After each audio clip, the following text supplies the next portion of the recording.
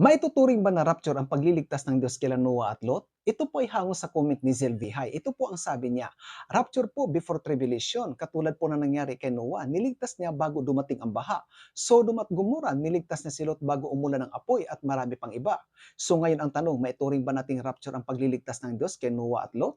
Ang sagot po ay hindi. Bakit? Dahil ang ibig po sabihin ng rapture sa 1 Thessalonians chapter 4 verse 17 ay caught up, will be caught up together with him in the clouds to meet the Lord in the air. Caught up in Greek means harpazo, strong 726, meaning to seize, snatch. At sa ASND version, sila ay aagawin ng mga alapaap upang salubungin ang Panginoon sa hangin.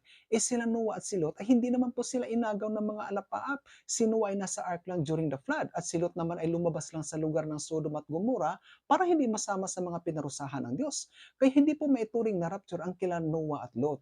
At ang rapture po ay mangyayari pagkatapos ng tribulation ayon sa Matthew chapter 24 verse 3 hanggang sa 31.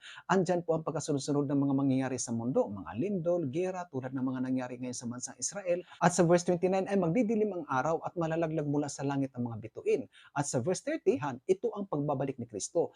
At dito sa verse 31, susuguin ni Kristo ang kanyang mga anghel upang titipunin nila ang mga mananampalataya at sila ay makakasama ni Jesus sa kanyang paraiso. Ito ang rapture. So ang mauuna po ay ang tribulation dahil ang rapture ay mangyayari sa pagbabalik ng Panginoong Hesus